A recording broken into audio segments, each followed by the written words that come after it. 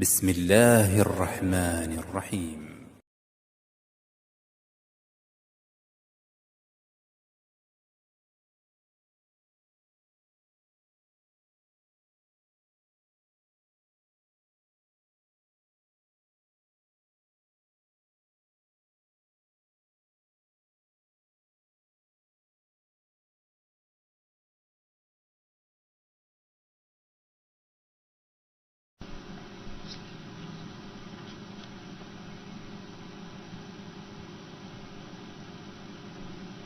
Bismillahirrahmanirrahim.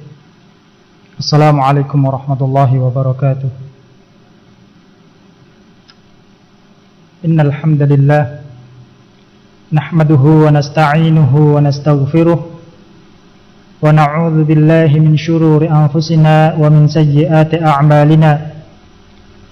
May yahdihillahu fala mudilla lahu wa may yudlil fala hadiya lahu. وأشهد أن لا إله إلا الله وحده لا شريك له وأشهد أن محمدا عبده ورسوله صلى الله عليه وعلى آله وصحبه وسلم تسليما مزيدا.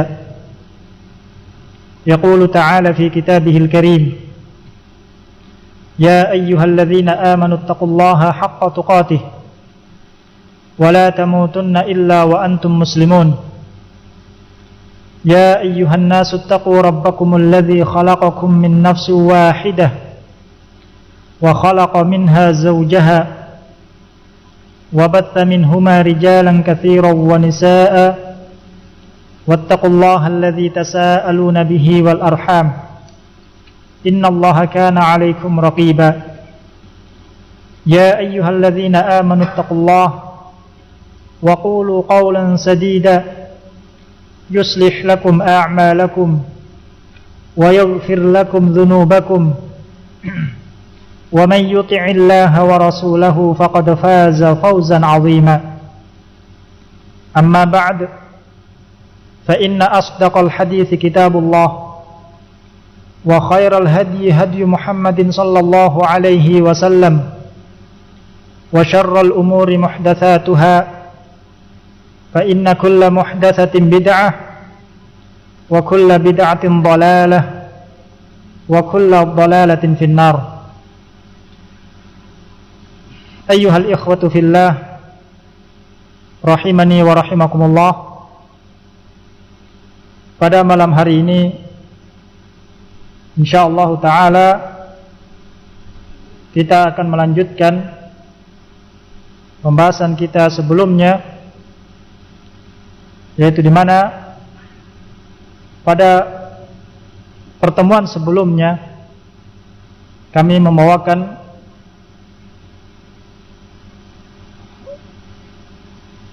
satu masalah yang disebutkan oleh Fadilatul Syekh Muhammad ibn Shalih Al-Utsaimin rahimahullahu taala di dalam salah satu risalah beliau yang berjudul Majalisus Syahri Ramadan, yang mana kita mengambil majlis yang disebutkan dalam kitab tersebut, ataukah mengambil satu majlis, yaitu Al-Majlisus Sadis wal Ishrun, majlis yang ke-26, yang mana pada majlis tersebut beliau rahimahullahu ta'ala menyebutkan dan menjelaskan sebab-sebab masuknya seorang hamba ke dalam neraka Allah Subhanahu wa taala. Dan telah dijelaskan oleh beliau rahimahullahu taala bahwa sebab-sebab masuknya seorang ke dalam neraka jahanam ada dua macam, atau terbagi menjadi dua bahagian. Bagian pertama yaitu di mana dia kekal dalam neraka tersebut disebabkan karena dia melakukan sebab-sebab ataukah perkara-perkara yang menimbulkan kekufuran, mengeluarkan pelakunya dari keimanan dan menuju kepada kekufuran. Dan bagian yang pertama ini dijelaskan oleh Syekh Muhammad ibn Shalih Al-Utsaimin rahimahullah taala, ada 7 sebab Sebab yang pertama adalah melakukan kesyirikan kepada Allah Subhanahu wa taala, yaitu menyekutukan Allah Subhanahu wa taala.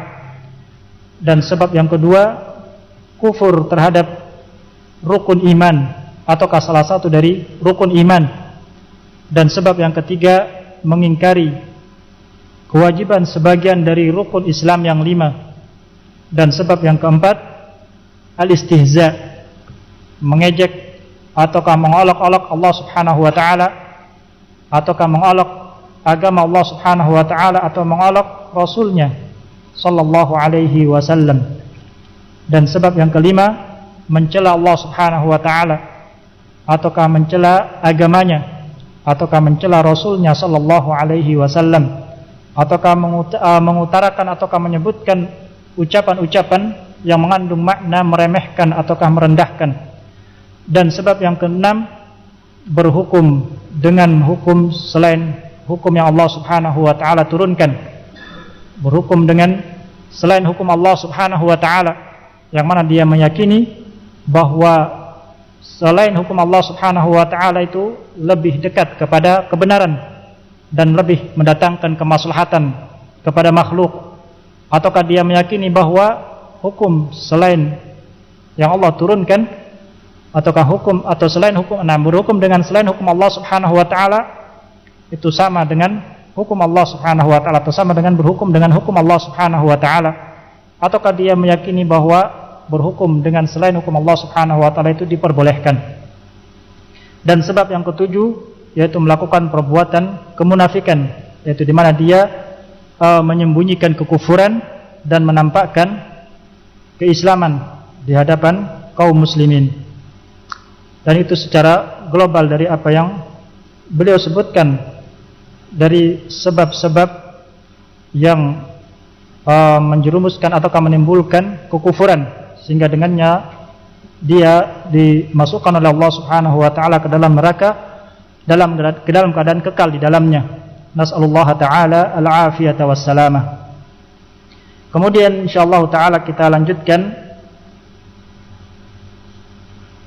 pada majlis yang berikutnya, yaitu al-majlisus sabi'u wal ishrun, majlis yang ke-27, yang mana di majlis ini masih menjelaskan ataukah melanjutkan pembahasan yang sebelumnya, yaitu bagian yang kedua dari sebab-sebab yang menimbulkan kefasikan, yang dengannya seorang keluar dari keadilan menuju kepada kefasikan, dan Allah Subhanahu wa taala masukkan dia ke dalam neraka, akan tapi tidak kekal di dalamnya.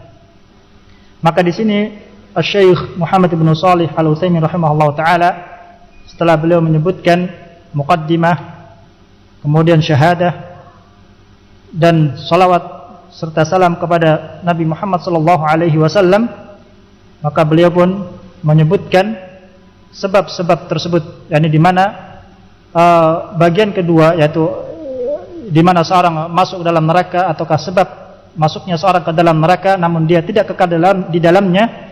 Ini ada beberapa sebab yang beliau sebutkan di sini, ada 12 sebab. Dan sebab pertama kata beliau rahimahullah taala, uququl walidaini, yaitu durhaka kepada kedua orang tua, wa humal ummu wal abu, yaitu maksudnya adalah ibu dan ayah. Ini sebab pertama yang akan menyebabkan seorang itu masuk ke dalam neraka namun dia tidak kekal di dalamnya, yaitu dia durhaka kepada kedua orang tuanya, yaitu ibunya dan demikian pula ayahnya. Lalu beliau rahimahullah taala menjelaskan bagaimana bentuk durhaka seorang anak kepada kedua orang tuanya. Beliau mengatakan rahimahullah taala, wa uququhuma ay yaqta'a ma yajibu lahuma min birrin wasilatin au yusi'a ilaihima bil qawli awil fi'li. Dan bentuk kedurhakaan kepada kedua orang tua, yaitu di mana seorang anak tersebut memutus apa yang harus diberikan kepada kedua orang tuanya, baik itu berupa albir, yaitu berbakti kepada keduanya, wa silatin, demikian pula menyambung tali silaturahmi ataukah menyambung tali hubungan kekeluargaan, ya.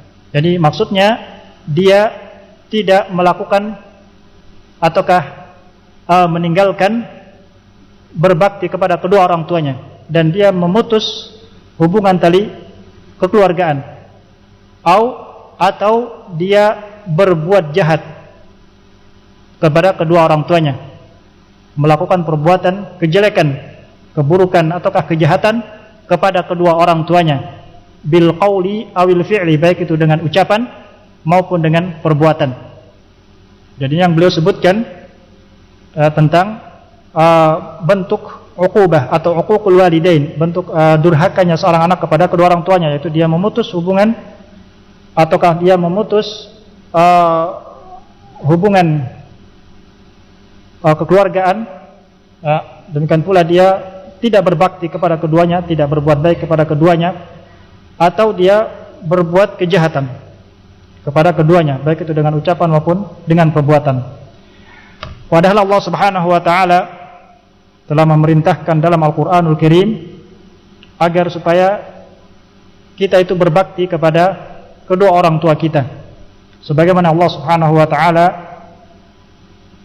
sebutkan dalam Al-Qur'anul Karim dalam surat Al-Isra ayat ke-23 sampai dengan 24, di mana Allah Subhanahu wa taala berfirman, wa qada rabbuka alla ta'budu illa iyyah wa bil walidaini ihsana imma yablughanna 'indakal kibara ahaduhuma aw kilahuma fala taqul lahumā uffin wa la tanharhumā wa qul lahumā qawlan karīmā wakhfid lahumā janāha adh-dhulli minar rahmah wa qur rabbirhamhumā kamā rabbayāni shaghīrā. Allah Subhanahu wa taala berfirman, wa qada rabbuk, dan Rabbmu telah mewajibkan, telah memerintahkan dan mewasiatkan, alla ta'budu, agar supaya kalian itu tidak beribadah, tidak menyembah. Kata Imam Sa'di rahimahullah taala, ay ahadan min ahlil ardi was samawati,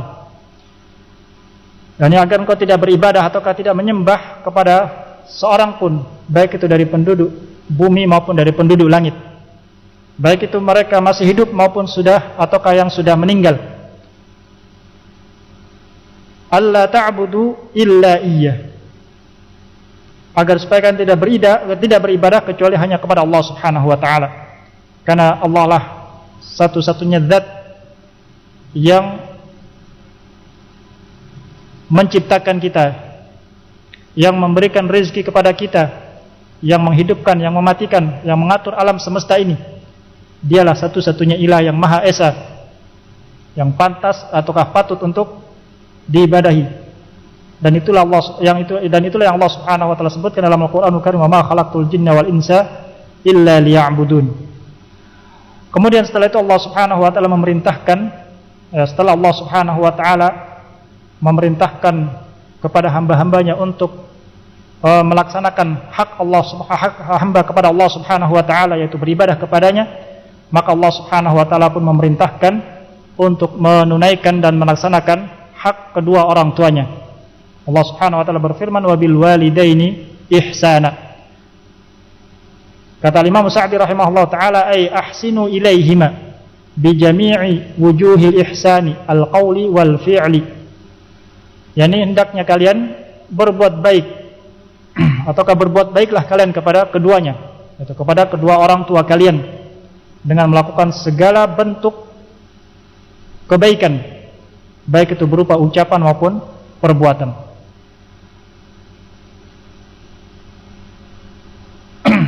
Ini perintah Allah Subhanahu wa taala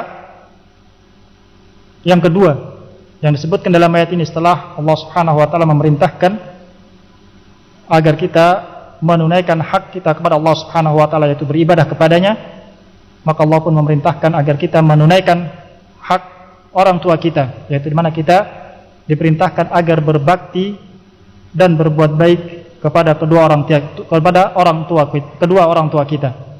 Karena adanya kita ini dengan sebab adanya kedua orang tua kita. Ini Allah Subhanahu wa taala menciptakan hamba ini atau menciptakan kita itu dengan sebab adanya hubungan antara kedua orang tua kita. Sehingga dengan itu kita diperintahkan oleh Allah Subhanahu wa taala untuk berbuat baik kepada mereka berdua.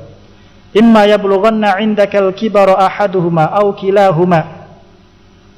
Lalu kata Allah Subhanahu wa taala, ketika salah satu dari kedua orang tua tersebut, salah satu dari kedua orang tua kita itu, ataukah kedua-duanya sudah mencapai lanjut usia.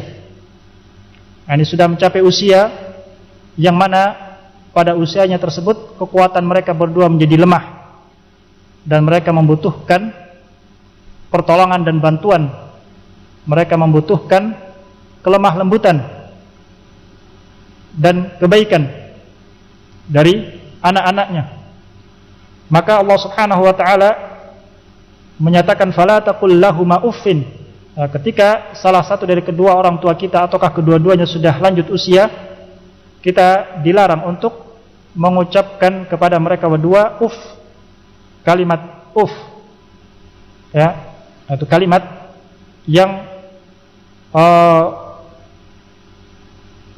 menyakiti ataukah menyakiti hati kedua orang tua kita. Yang mana disebutkan oleh Imam Ibnu Katsir rahimahullah taala, kalimat ini merupakan tingkatan ucapan buruk yang paling rendah. Tingkatan ucapan buruk atau maratibul qawli su, atau adna maratibi al-qawli su. Kata beliau rahimahullah taala, jadi kalimat atau atau yang semisal dengan itu merupakan tingkatan ucapan buruk yang paling rendah. Ya, itu saja dilarang oleh Allah Subhanahu wa taala untuk kita lontarkan, kita ucapkan di hadapan kedua orang tua kita. Bagaimana dengan ucapan-ucapan yang lebih kasar dari itu? Wala tanharhuma, dan janganlah kalian menghardik keduanya. Jangan kalian mengucapkan ucapan-ucapan yang kasar kepada kedua orang tua kalian. Wa qul lahuma qawlan karima, namun ucapkanlah kepada mereka berdua dengan ucapan yang karim.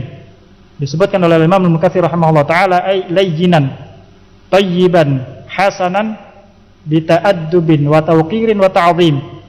Yaitu hendaknya kau mengucapkan ucapan-ucapan yang lembut, yang baik, yang bagus, ya, penuh dengan sopan. Demikian pula menghormati dan mengagungkannya. Wakhfid lahuma janahadz-dzulli minar rahmah.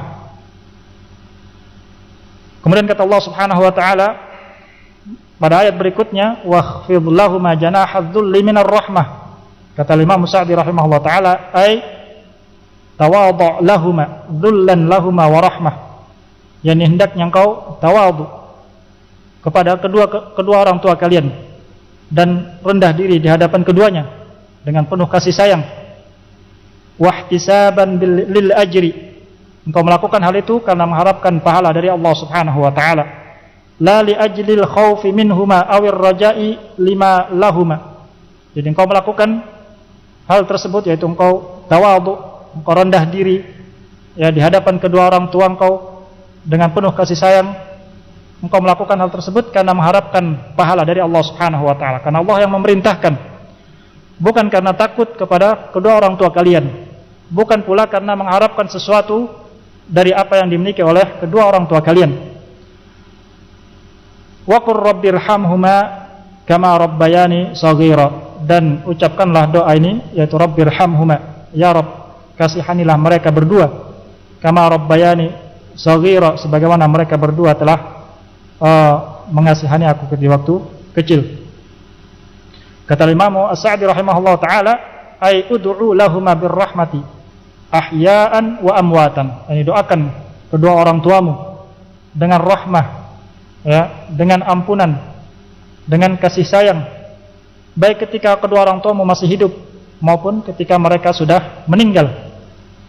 Jazaan ala tarbiyatihima iyyaka saghiran, itu sebagai bentuk balasan atas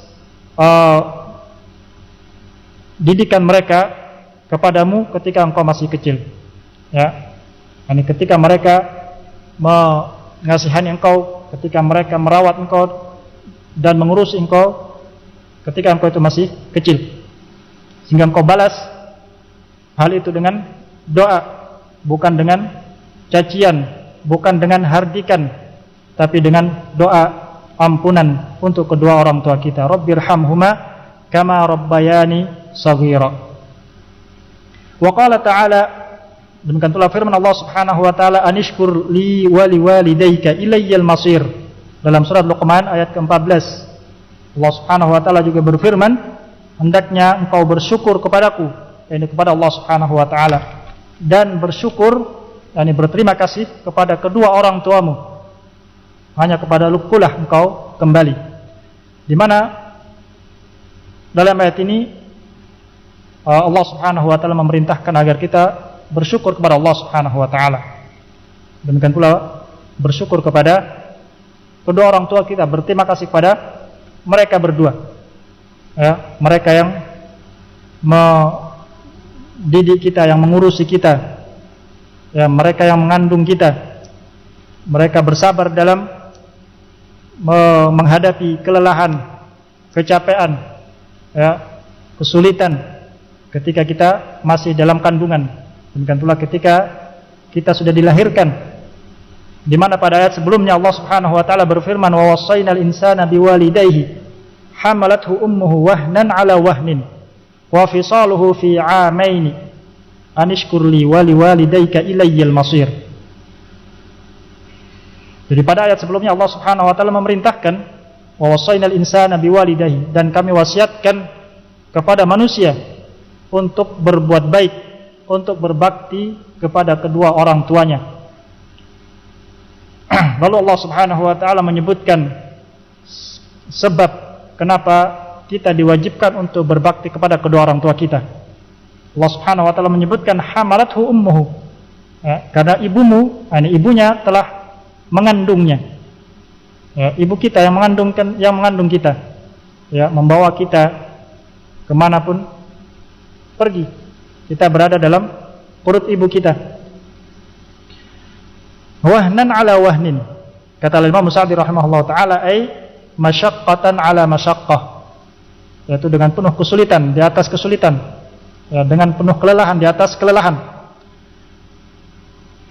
di mana sang ibu tersebut, ya, terus menerus dia merasakan kesulitan itu sejak kita masih berbentuk ataukah berupa air mani, kemudian menjadi segumpal darah, kemudian setelah itu menjadi segumpal daging, dan setelah itu Allah Subhanahu wa taala sempurnakan ciptakannya, Allah tiupkan ruh pada janin tersebut, ya, dan kurang lebih 9 bulan kita berada di perut ibu kita, yang mana ibu kita merasakan kelelahan yang sangat, ya, kelelahan di atas kelelahan, merasakan sakit, merasakan kelemahan, merasakan keberatan, ya, terlebih lagi ketika proses melahirkan.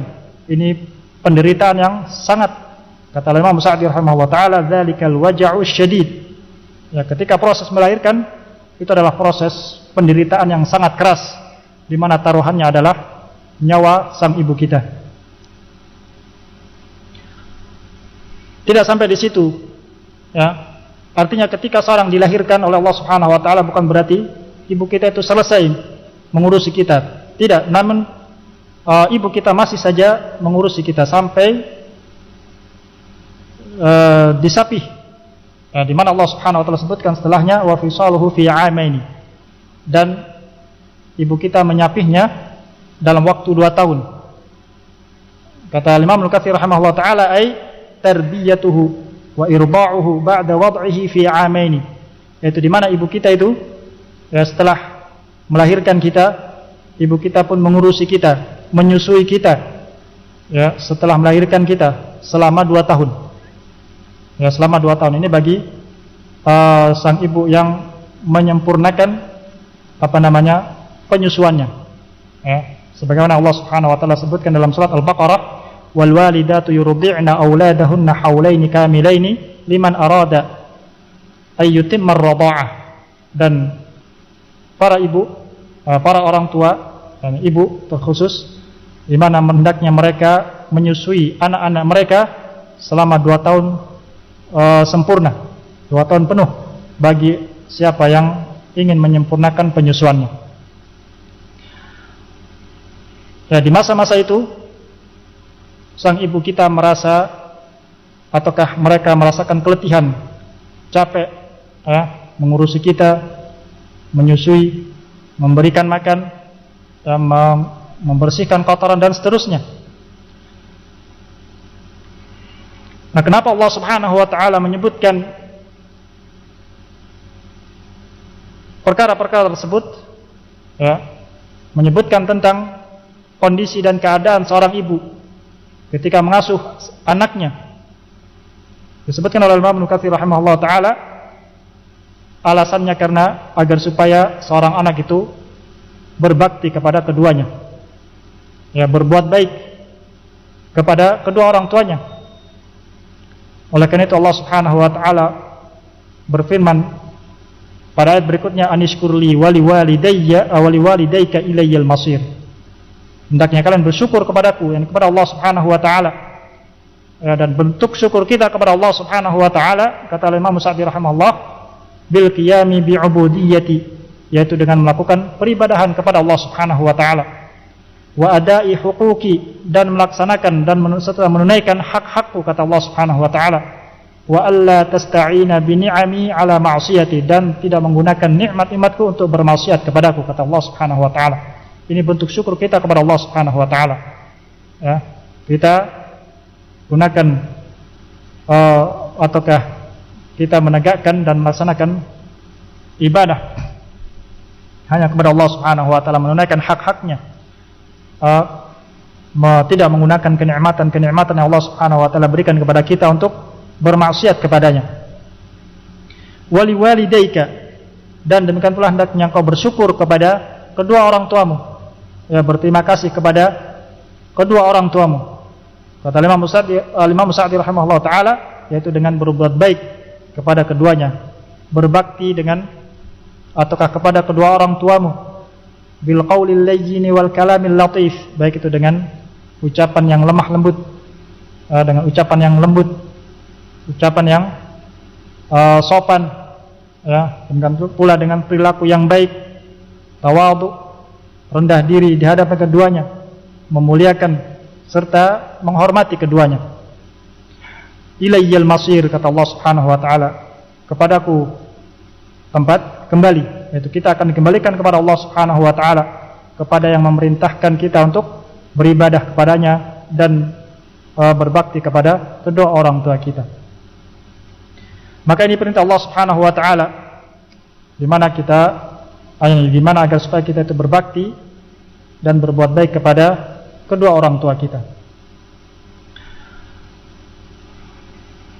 Dan sebaliknya Allah Subhanahu wa taala, ya, melarang, demikian pula Rasulnya sallallahu alaihi wasallam melarang, bahkan mengharamkan, ya, kepada kita untuk durhaka, ya, durhaka kepada kedua orang tua kita. Bahkan Rasulullah sallallahu alaihi wasallam telah menyebutkan ancaman bagi orang yang durhaka kepada kedua orang tuanya, yaitu di mana ancamannya adalah Allah Subhanahu wa taala haramkan atasnya surga. Sebagaimana di sini disebutkan sebuah hadis oleh beliau rahimahullah taala, yaitu hadis yang diriwayatkan oleh Imam Nasa'i dan Imam Ahmad rahimahumullah, di mana Rasulullah sallallahu alaihi wasallam bersabda, "Thalathatun qad harramallahu alaihimul jannah." Ada 3 golongan yang sungguh Allah Subhanahu wa taala telah mengharamkan atas mereka surga. Mudminul khamri, golongan yang pertama yaitu pecandu khamr. Wal aqu liwalidayhi, golongan kedua yaitu orang yang durhaka kepada kedua orang tuanya. Wad dayyus, dan golongan yang ketiga adalah ad-dayyus, yaitu alladzi yuqirrul khubtha fi ahlihi, seorang yang membolehkan keluarganya untuk berbuat zina. Dan juga Rasulullah sallallahu alaihi wasallam telah menyebutkan bahwa durhaka kepada kedua orang tua ini termasuk dosa besar, bahkan termasuk dosa-dosa besar yang paling besar. Sebagaimana Rasulullah SAW sabdakan dalam hadis yang diriwayatkan oleh Imam Bukhari dan Muslim, "Ala unabbiukum bi akbaril kaba'ir." Qalaha thalathan. Kata Rasulullah SAW, maukah aku beritakan kepada kalian tentang dosa-dosa besar yang paling besar? Rasulullah SAW mengulangi hal tersebut sebanyak 3 kali. Qalu bala ya Rasulullah. Maka para sahabat pun menjawab, benar, mau wahai Rasulullah. Tayyib. Para sahabat pun mengatakan, bala ya Rasulullah. Mereka ingin mengetahui apa itu dosa-dosa besar yang paling besar. Qala, maka Rasulullah SAW pun menjelaskan, al-isyraku billahi wa uququl walidaini ila akhiril hadis. Yang pertama yang beliau sebutkan adalah al-isyraku billah, menyekutukan Allah Subhanahu wa taala. Dan yang kedua setelah itu Allah sebutkan wa uququl walidain, durhaka kepada kedua orang tua. Hadis ini diriwayatkan oleh Imam Bukhari dan Muslim. Maka ini ma'asyiral ikhwah rahimani wa rahimakumullah, sebab yang pertama yang menyebabkan seorang itu terjatuh dalam perbuatan kefasikan yang dengannya dia akan dimasukkan oleh Allah Subhanahu wa taala dalam neraka, namun dia tidak kekal di dalamnya. Wallahu taala a'lamu bissawab. Adapun sebab yang berikutnya insyaallah kita lanjut pada pertemuan-pertemuan berikutnya. Wabillahi taufiq wal hidayah. Apabila ada kekurangan, kesalahan, mohon maaf yang sebesar-besarnya dan mohon kami untuk diingatkan. Wabillahi taufiq wal hidayah. Subhanakallahumma wa bihamdik, asyhadu an la ilaha illa anta, astaghfiruka wa atubu ilaik. Assalamualaikum warahmatullahi wabarakatuh.